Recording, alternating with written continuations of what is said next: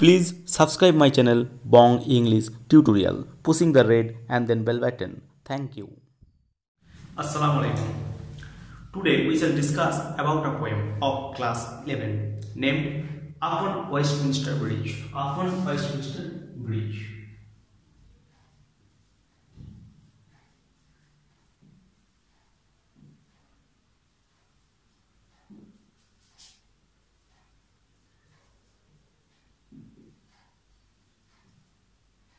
আজকে আমরা ক্লাস 11 এর একটা পোয়েম আপন ওয়েস্টমিনস্টার ব্রিজ এই পোয়েমটা নিয়ে আলোচনা করব। Composed by William Wordsworth. At first we should know something about the author William Wordsworth. এই যে উইলিয়াম ওয়ার্ডসওয়ার্থ কে? উইলিয়াম ওয়ার্ডসওয়ার্থ এক নম্বর, উইলিয়াম ওয়ার্ডসওয়ার্থ হচ্ছেন একজন একটা great poet of romantic age। তাহলে তার সম্পর্কে একটা কি জানলাম, তিনি ছিলেন একজন রোমান্টিক পিরিয়ডের বা এজের একজন বিখ্যাত কবি। তিনি জন্মগ্রহণ করেছিলেন he born on 7th April 1770 that's year at Coconut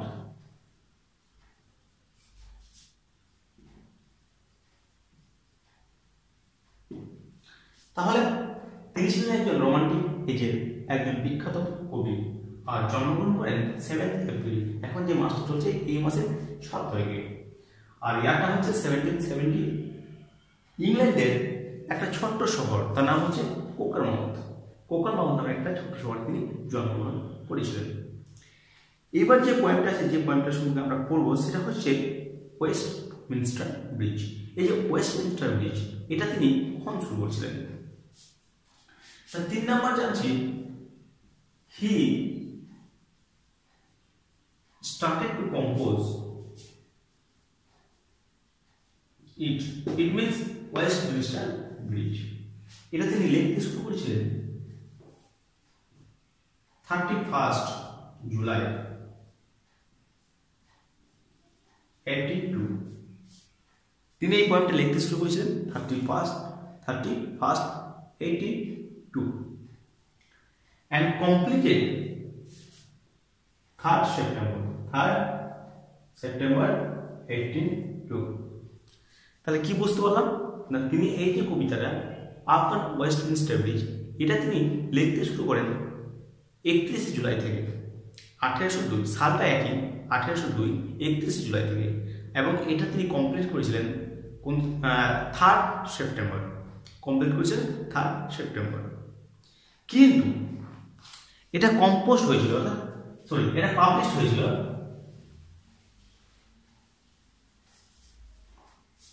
1820 সালের 3rd সেপ্টেম্বর। এটা কমপ্লিট হলেও এটা পাবলিশ হয়েছিল 1807 খ্রিস্টাব্দে। এটা পাবলিশ হয় 1807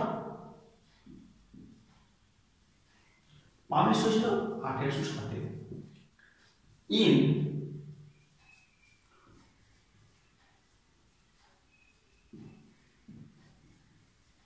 2 ভলিউম।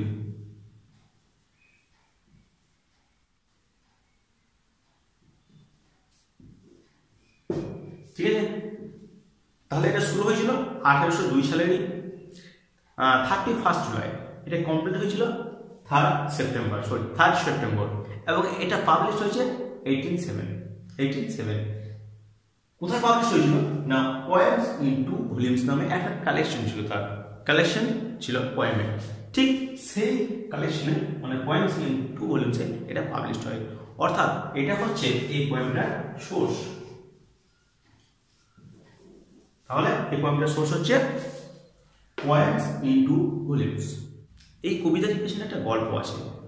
গল্পটা হচ্ছে এরকম, এই যে আমাদের কবি উইলিয়াম ওয়ার্ডসওয়ার্থ, তিনি তার সিস্টার ডরোথি, কি নাম? ডরোথি, তার সঙ্গে একবার ইংল্যান্ডে গিয়েছিলেন এবং সেখানে ইংল্যান্ডে গিয়ে লন্ডনে গিয়েছিলেন। সেই লন্ডনে গিয়ে কিছুদিন থেকেছিলেন। ওই যে থাকার সময় তিনি সেখানে একটা ব্রিজ ছিল, ব্রিজটার নাম হচ্ছে এই নামটা, ওয়েস্টমিনস্টার ব্রিজ।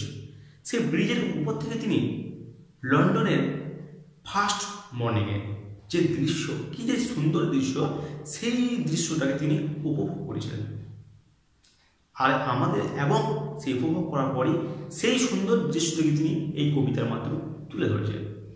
পয়েমে যেটা নিচে লেখক পরিচিতি সেকেন্ড পেয়ারে যেটা বলা আছে সেটা কি বলছে, in his poems Wordsworth describes the pure and peaceful beauty of his city before the bustle and hurry of the day have started.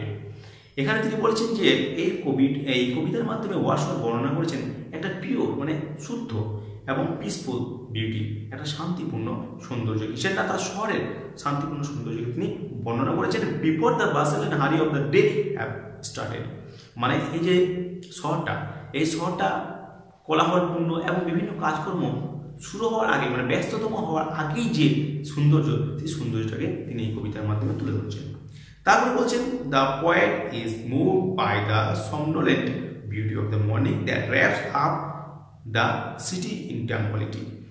তিনি পয়েট কি হয়েছিলেন না, এই যে সৌন্দর্য, সিটির যে সৌন্দর্য ছিল সকালে, এই সৌন্দর্যের দ্বারা তিনি মুগ্ধ হয়ে গেছিলেন, বিচলিত হয়ে গেছিলেন।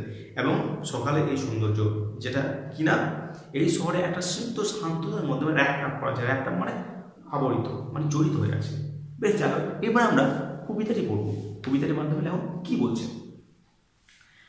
আর্থ has not anything to show more fair. বলছে পৃথিবীর এর চেয়ে সুন্দর আর কিছু নেই দেখানোর মতো। তাহলে পৃথিবীর দেখানোর মতো এর চেয়ে সুন্দর আর কিছু হতে পারে না বা নেই। Second line, dull would he be of soul who could pass by. Dull would বলছে নীরস সে, যে এরকম সুন্দর দৃশ্য দেখেও পেরিয়ে যায়। কিরকম সুন্দর দৃশ্য না, a sight so touching in its majesty. বলছে এমন এক দৃশ্য যেটা তার মহিমার দ্বারা খুবই মনোমুগ্ধকর হয়ে ওঠে। টাচিং মানে খুবই আকর্ষিত হয়ে ওঠে, কিছু তার নিজের মহিমার দ্বারা। এমন এক দৃশ্য যেটা নিজের মহিমার দ্বারা খুবই আকর্ষণীয় হয়ে ওঠে। তারপরে বলছে, দ্য সিটি নাও ডোথ। এই শহরটি পড়ে আছে, ডোথ মানে এখানে does. The now city this city now doth like a garment wear. মানে এই সিটিকে মনে হচ্ছে যেন কিছু একটা পোশাক পরে আছে, সিটিকে মনে হচ্ছে কোনো পোশাক পরে আছে। The beauty of the morning, the beauty of the morning silent bear.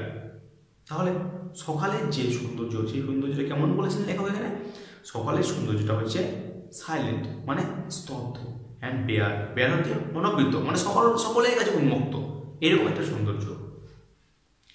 Ships towers domes theatre আর অ্যান্ড টেম্পলস লাই। তাহলে ships towers domes theatre and temples lie.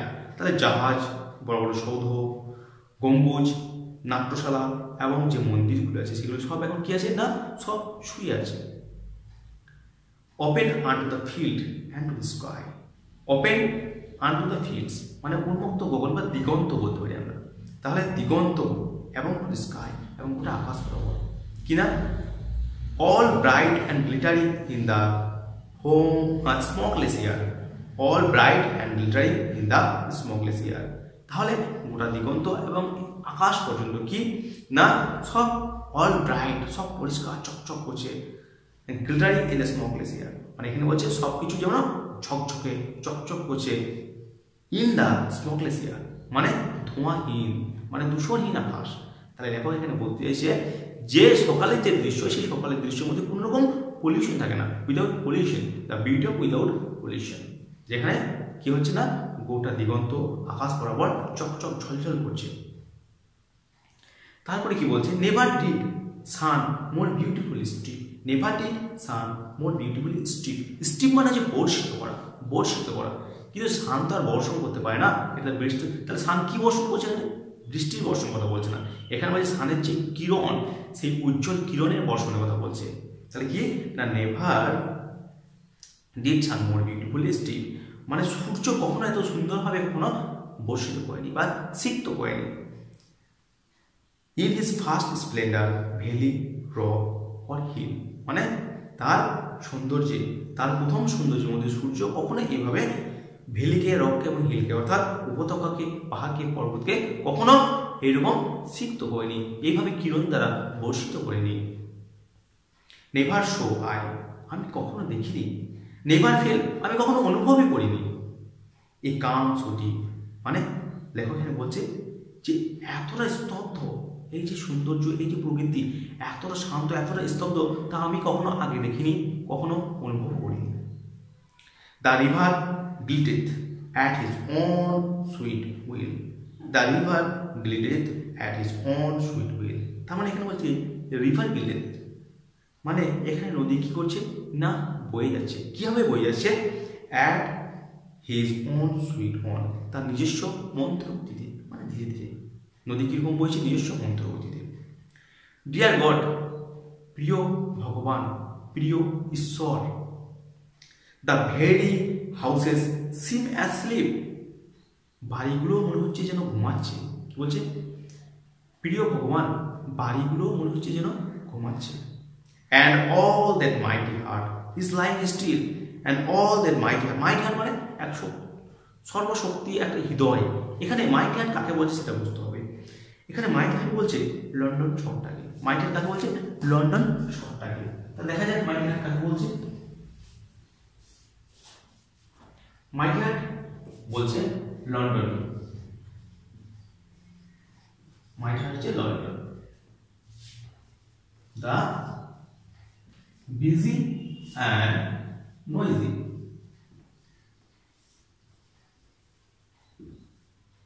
during the day, during the day. তাহলে that mighty heart indicates the London, the busy and noisy, the busy and noisy during the day. বুঝা গেছে? তাহলে এখানে question হতে পারে, short question, যে that mighty heart actually কি? এখানে যে লেখক একটা ফ্রেজ ইউজ করেছেন দ্যাট মাইটি হার্ট, এখানে দ্যাট মাইটি হার্ট বলতে কি বোঝানো হয়েছে?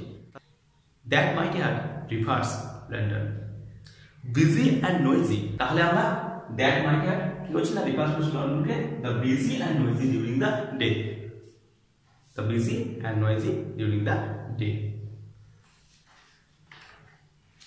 তাহলে এটা হচ্ছে আপন ওয়েস্টমিনস্টার ব্রিজ। তাহলে এই পয়েন্টটা হলো আপন ওয়েস্টমিনস্টার ব্রিজ। এই পয়েন্টটা কিছু নেই, কি বুঝতে পারলাম না লেখক যে মানে ভোরের দিকে আর যখন শহরে ঘুম ভাঙে না, কলকারখানা শুরু হয় না, তার আগে লন্ডন শহরে যে একটা সৌন্দর্য, সেই সৌন্দর্যটা কিরকম বা সেই সৌন্দর্যে লেখক মুগ্ধ হয়ে সেই সৌন্দর্যটাকে এই পোয়েমের